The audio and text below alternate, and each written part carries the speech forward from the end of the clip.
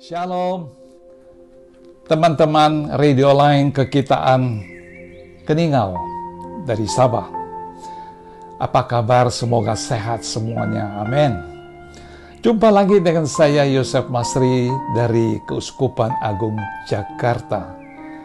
Hari ini kita akan sharing dengan satu topik yang cukup menarik menurut Lukas bab 12 ayat 39 hingga 48. Bunyinya sebagai berikut.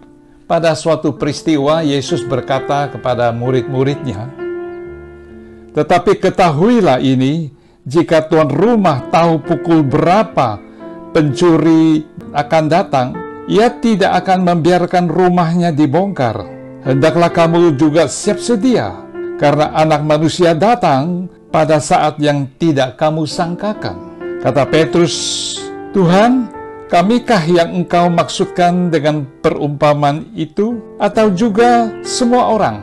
Jawab Tuhan, "Jadi, siapakah pengurus rumah yang setia dan bijaksana yang akan diangkat oleh tuannya menjadi kepala atas semua hambanya untuk memberikan makanan kepada mereka pada waktunya? Berbahagialah hamba yang didapati tuannya melakukan tugasnya itu.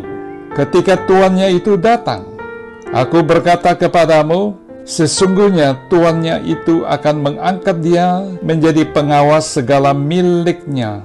Akan tetapi, jikalau hamba itu jahat dan berkata dalam hatinya, tuanku tidak datang-datang, lalu ia mulai memukul hamba-hamba laki-laki dan hamba-hamba perempuan dan makan, minum, dan mabuk, maka tuan hamba itu akan datang pada hari yang tidak disangkakannya dan pada saat yang tidak diketahuinya, dan akan membunuh dia dan membuat dia senasib dengan orang-orang yang tidak setia. Adapun hamba yang tahu akan kehendak tuannya, tetapi yang tidak mengadakan persiapan atau tidak melakukan apa yang dikehendaki tuannya, ia akan menerima banyak pukulan.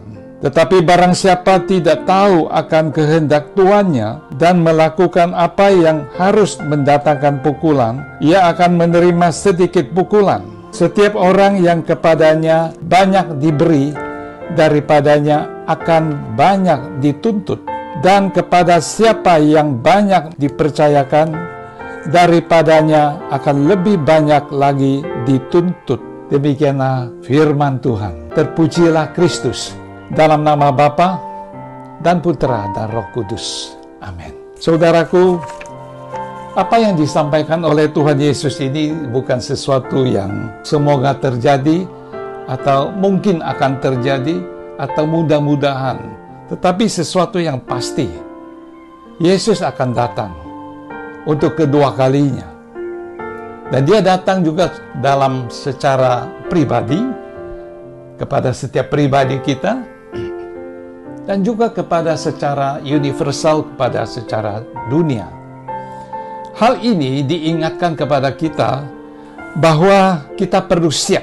Siap untuk apa? Ya siap seperti kalau orang mau berangkat kemana, dia mesti siap dengan segala pakaiannya, dengan segala kebutuhannya. Sampai di airport, dia check in, dan dia menerima boarding pass, dan dia pegang. Dan dia menunggu pesawat itu datang, dipanggil untuk berangkat. Demikian juga kita, sementara numpang di bumi ini. Numpang di sini dikatakan oleh 1 Petrus 1 ayat 17, bahwa dunia ini bukan selamanya untuk kita. Kita hanya numpang. Tapi banyak mindset orang mengatakan, saya sudah harus kumpul banyak harta di sini selama-lamanya, buka lumbung yang baru, makan dan minum sepuas-puasnya. Apakah benar? Dan ini yang diingatkan oleh Tuhan Yesus kepada kita, bahwa kita perlu siap.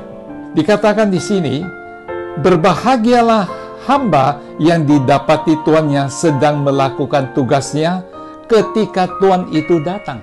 Artinya, pasti masih ingat tentang 5 gadis yang bodoh, 5 gadis yang bijaksana. Saudara dan saya adalah sebagai mempelai wanita di bumi ini, gerejanya. Begitu Yesus datang, saudara dan saya harus siap.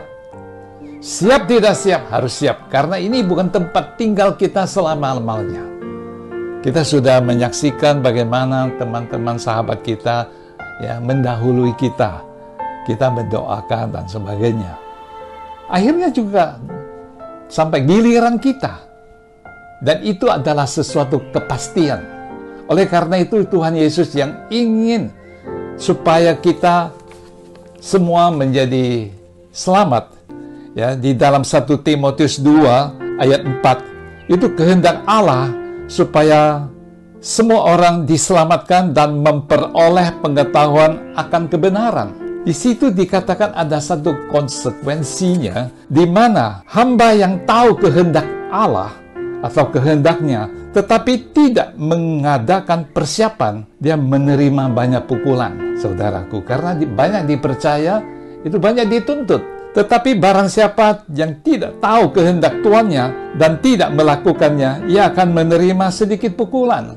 Ini soal konsekuensi dan tanggung jawab. Saudara dan saya sebagai orang percaya, orang yang beriman, orang yang sering ke gereja, orang yang beribadah, orang yang melayani sekalipun. Saudara dan saya, tanpa terkecuali, siap. Siap, karena ini adalah tempat singgah kita. Setelah tugas selesai di dunia ini, kita akan berangkat. Jadi rumah kita yang dijanjikan oleh Yesus sendiri dikatakan, di rumah Bapakku banyak tempat tinggal. Untuk siapa? Ya untuk saudara dan saya. Di situ tempat yang tidak cemar, ya, yang tersimpan di surga, ya, tempat yang tidak binasa, tempat yang kekal. Itu yang disediakan untuk orang-orang yang melakukan kehendaknya. Saudara jangan pikir saya sudah dibaptis, sudah beres. Melakukan kehendaknya. Ya, apa kehendak Tuhan? Baca firman Tuhan. Disinilah yang dikatakan apa yang Tuhan kehendaki. Saudaraku, dalam renungan hari ini, kita perlu siap. Dalam persiapan kita ini, saudaraku, kita harus hidup sebagai anak-anak yang taat. Dan jangan turuti hawa nafsu yang menguasai kamu pada waktu kebodohan mereka. Itu yang dicatat dalam 1 Petrus 1 ayat 14. Pada masa kebodohan. Jadi kita ini dibelenggu oleh hawa nafsu pada waktu kebodohan kita. Kita harus lepas sebelum kedatangan Tuhan Yesus. Kedua, kita juga dipanggil untuk menjadi kudus. 1 Petrus 1 ayat 15. Karena ada tertulis, kuduslah kamu karena aku kudus. Kalau kita mau berjumpa dengan Allah, frekuensinya mesti sama. Kekudusan. Jangan satu kudus, satu kudis. Itu nggak cocok, nggak bakal sampai di sana, saudaraku. Ya, apapun yang kita perbuat di sini, semua itu dicatat.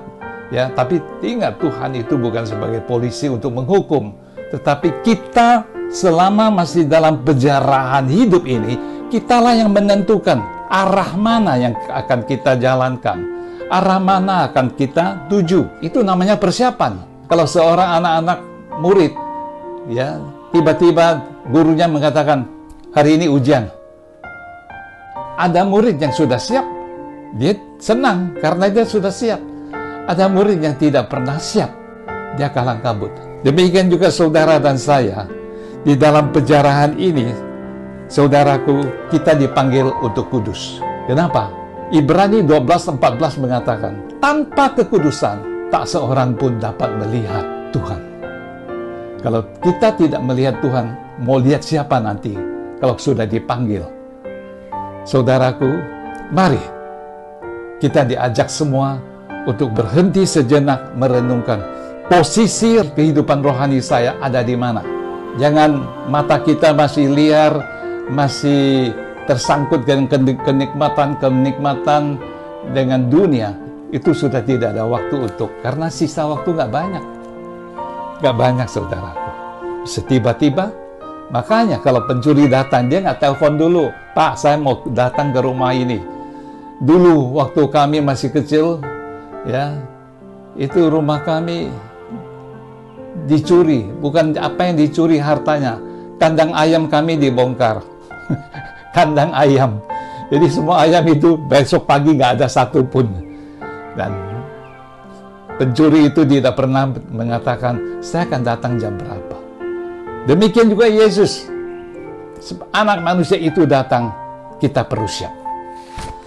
Tuhan Yesus memberkati kita semua. Haleluya. Kemuliaan kepada Bapa, Putra, dan Roh Kudus seperti pada permulaan, sekarang, selalu, dan sepanjang segala abad. Amin. Dalam nama Bapa dan Putra dan Roh Kudus. Amin.